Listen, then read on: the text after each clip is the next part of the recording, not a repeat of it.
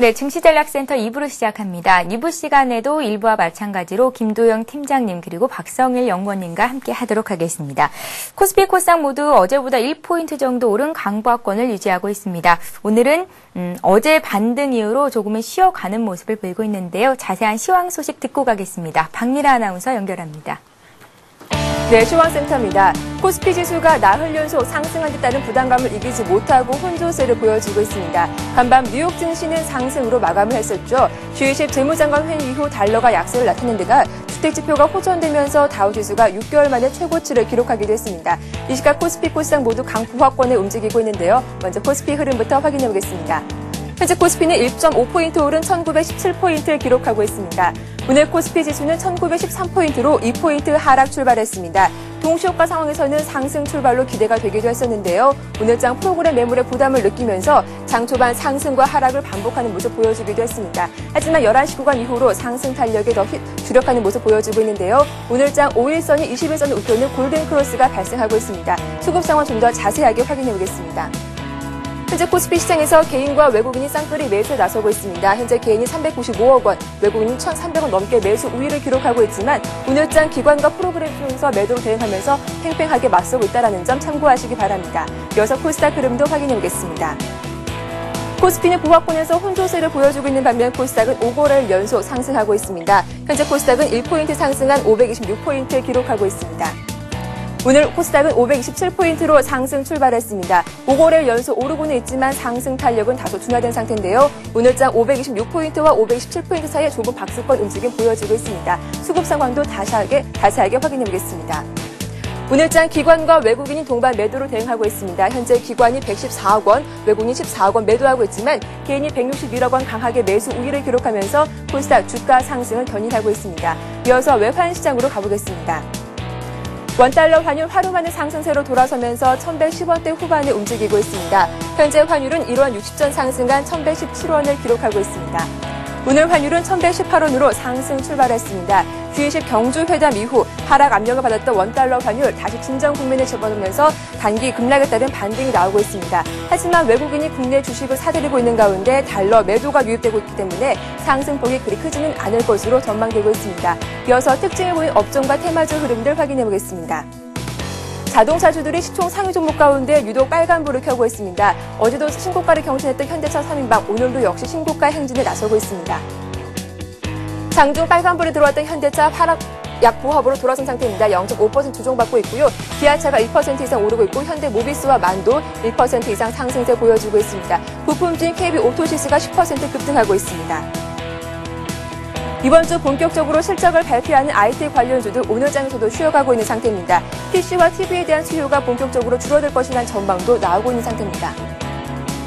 현재 오늘장 3분기 실적 발표를 앞두고 있는 삼성 SDI만 빨간불이 들어온 상태고요. 삼성전기도 빨간불이 들어온 상태입니다. 하지만 대장주인 삼성전자가 1% 하락하고 있고 LG전자와 하이닉스 1%, 2% 이상 조정받고 있습니다. 이어서 건설주도 확인해 보겠습니다. 침체 상태인 부동산 시장이 바닥을 칠 것이란 전망에 건설주의 저가 매수세가 유입되고 있는 상황인데요. 현대건설이 강보합에 움직이고 있습니다. 삼성물산과 GS건설 1% 이상 오르고 있고 대림산업과 두산건설, 계룡건설이 2% 이상 큰 폭으로 오르고 있습니다. 서울 G20 정상회의가 임박한 가운데 3D 관련주들이 수혜주로 지목되면서 오늘장 급등하고 있습니다. 이번 회의를 계기로 국내 3D 시장에 세계인의 이목을 집중시킬 것으로 전망되고 있습니다. 네오엠텔이 12% 급등하고 있습니다. KDC 역시 12% 큰 폭으로 오르고 있고요. 아이스테이션과 잘만텍도 모두 4%, 6% 이상 큰 폭으로 오르고 있습니다. 마지막으로 제사 이동통신 관련주 확인해 보겠습니다. 어제도 상한가를 기록한 바 있는데요. 오늘 장에서 역시 상한가 행진을 이어가고 있습니다.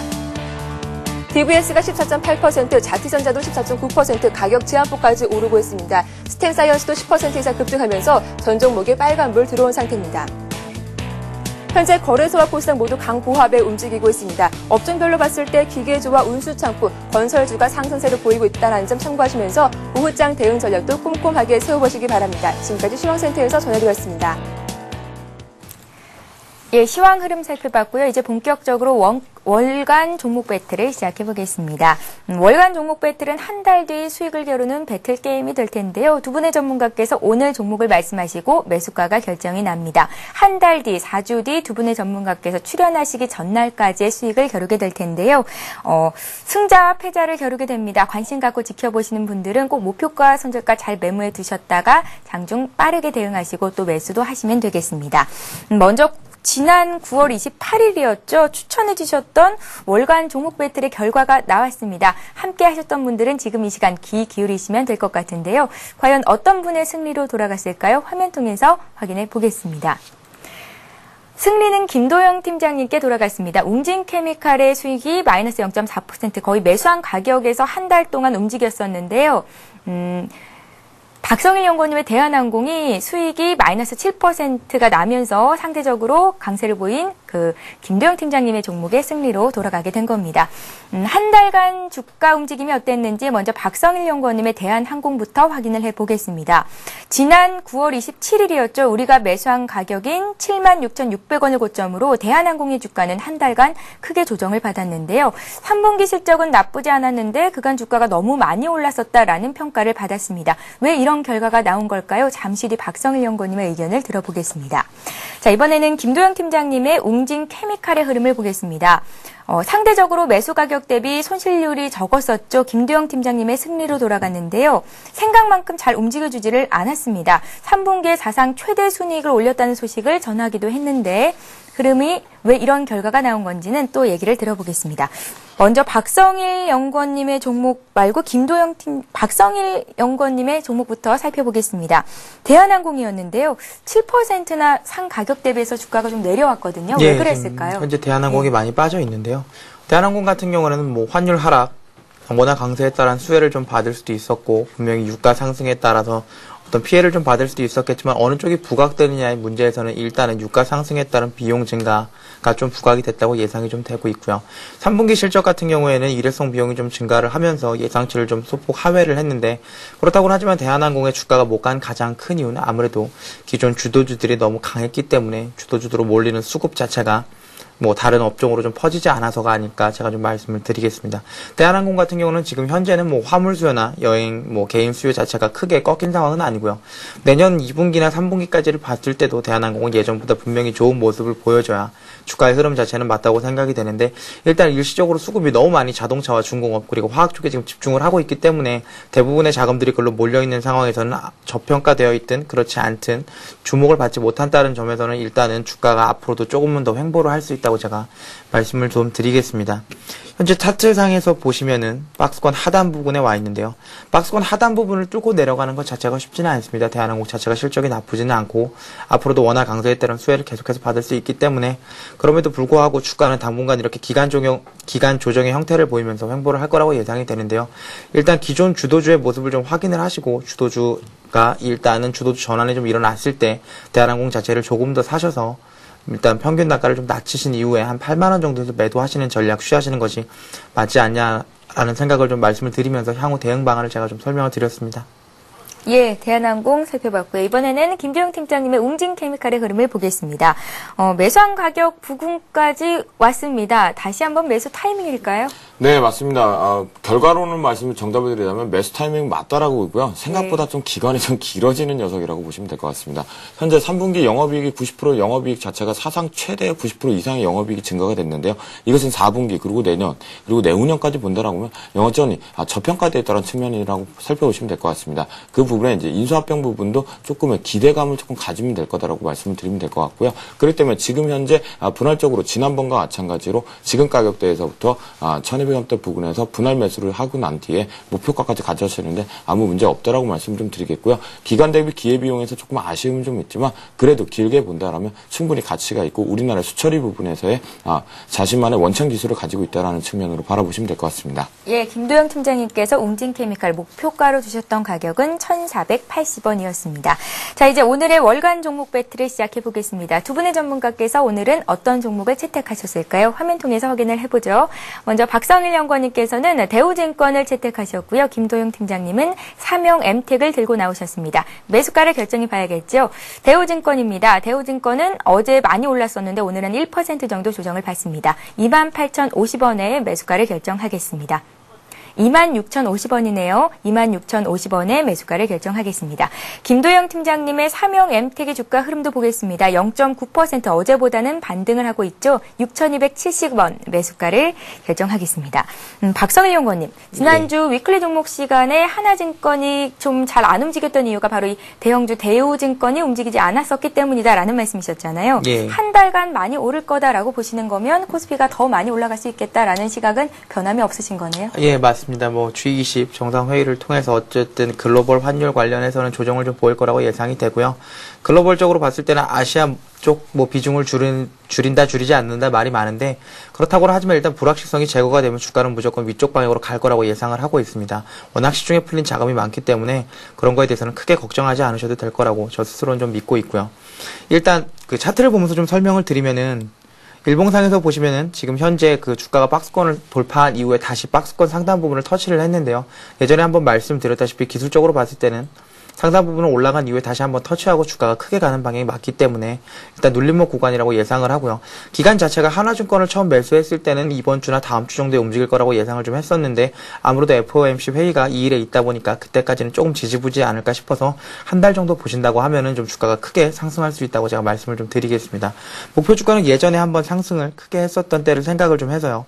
3만원 부분까지 좀 예상을 하고 있고 많이 간다고 하면 32,000원까지도 충분히 매수가 가능하지 않을까 싶고요.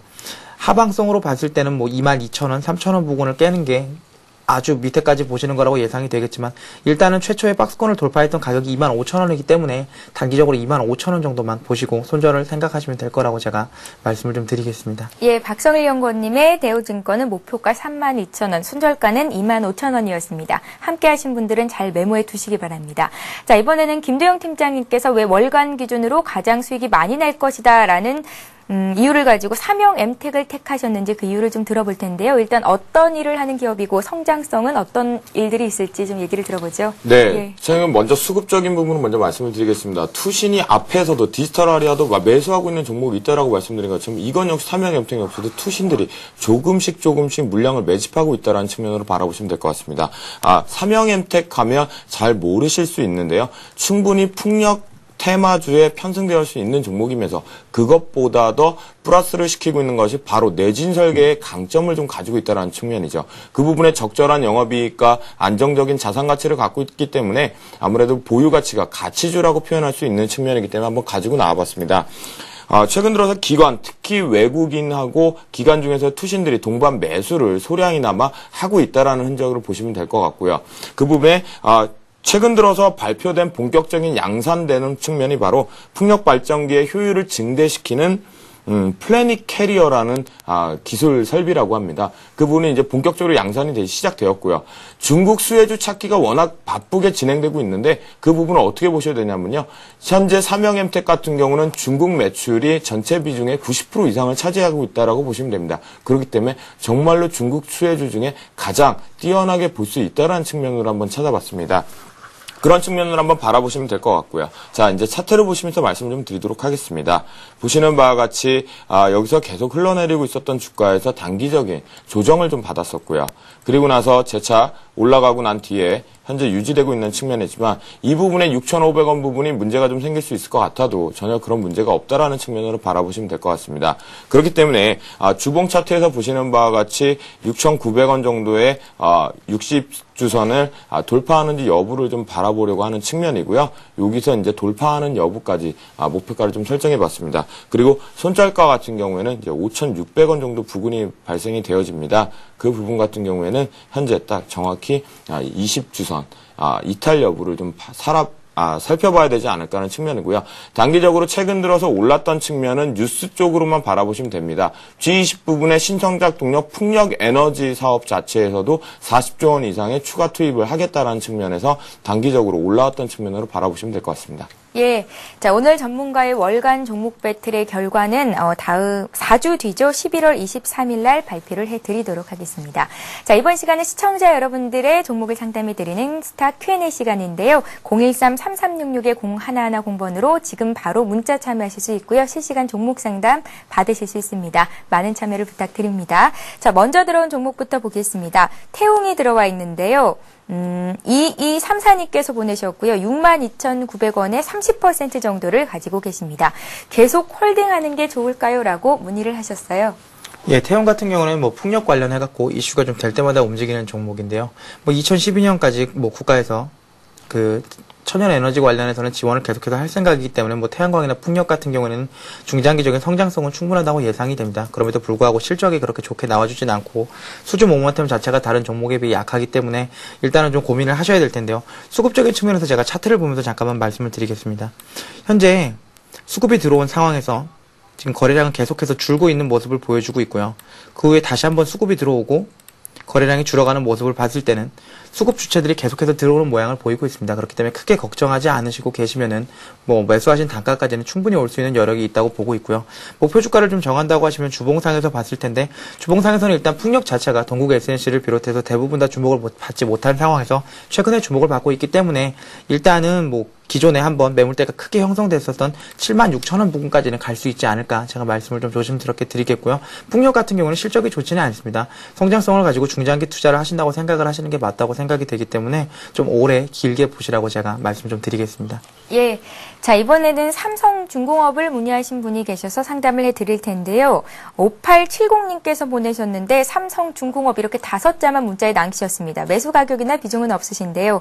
조선주가 어제 이어서 오늘도 오릅니다. 삼성중공업은 벌써 한 3%나 급등을 한 상태입니다. 전반적인 업황이 알고 싶으신 것 같습니다. 네, 전반적으로 말씀드리면 얼마 전까지는 해운업종과 중공업종 뭐 실적 안 좋다, 바닥이다, 업황은 계속 안 좋을 것이다, 4분기도 안 좋을 것 했습니다. 하지만 뚜껑을 실제로 열어보니까 3분기에 영업이익이 증가되고 있다는 부분, 그리고 4분기와 내년 상반기 부분에는 이익 증대 부분이 모멘텀을 실을 수 있다는 기대감을 좀 가지고 있죠. 그러면서 순환매 기준으로 해서 중공업주와 해운지가 또다시 상승 국면으로 돌아서고 있다는 측면을 바라봐야 합니다. 코스피 시장이 대세 상승으로 가고 있는 측면이라고 바라본다라면 그 부분의 눌림 속에서도 적절하게 눌려주고 재차 상승이 부각되고 있는 측면에서 선순환매가 이루어졌다라고 하는 포인트를 보시면 될 것 같습니다. 차트 쪽에서 보시는 것도 그대로 보여주고 있는데요. 수급 부분에서 외국인들도 그대로 유지하고 있다는 측면입니다. 일봉에서도 역시 제가 항상 말하고 있는 20선들을 거의 이탈하지 않고 현재 올라가고 있다는 측면으로 바라보시면 될 것 같고요.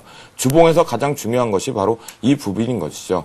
보시는 바와 같이 단기적으로 좀 올라가고 있는 측면으로 바라볼 수 있다는 측면입니다. 그렇기 때문에 하반기 그리고 4분기 이후에 내년 상반기까지 업황 모두가 다 좋아질 수 있다는 측면이기 때문에 조금 더 보유하시는 전략으로 좀 보시면 될 것 같고요. 여기서 만약에 단기적으로 내가 매도 타이밍을 잡아야 될 때는 코스피 시장에서의 외국인들의 수급이 빠져나가는지 여부를 한번 살펴보시면 될 것 같습니다. 예, 삼성중공업 봤고요. 이번에는 삼성 P&A의 주가 흐름을 삼정 P&A의 주가 흐름을 살펴보겠습니다. 4026님께서 보내셨는데요. 비중이 30%시라고 적으셨는데 매수 가격을 적지를 않으셨습니다.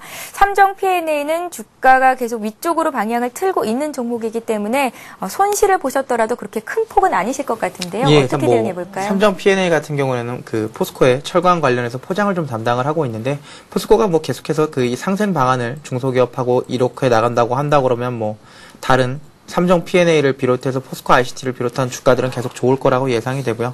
차트를 보면서 설명을 드리면 지금 5일선 자체가 강하게 지지를 받고 있고 주봉상에서도 마찬가지로 5일선이 깨지고 있지 않기 때문에 5일선 깨질 때까지 들고 가시는 게 맞다고 제가 말씀을 드리겠습니다. 신고가 종목이기 때문에 크게 부담 갖지 않으시고 5일선만 지키시면서 계속해서 전략 취하시면 큰 수익 있으실 것 같습니다. 예, 신고가 종목이기 때문에 5일선이 지지되는지의 여부를 잘 체크해보자라는 말씀이셨습니다.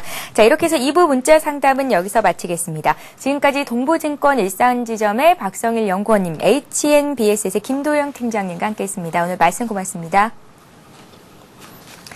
예, 이어지는 3부에서도 역시 013-3366-0110번으로 들어온 문자를 상담해 드리고 있습니다. 무료 문자를 보내실 수 있는 번호가 지금 아래쪽으로 나가고 있으니까요. 여러분들의 많은 참여를 부탁드립니다. 저희는 잠시 뒤 3부에서 뵙겠습니다. 고맙습니다.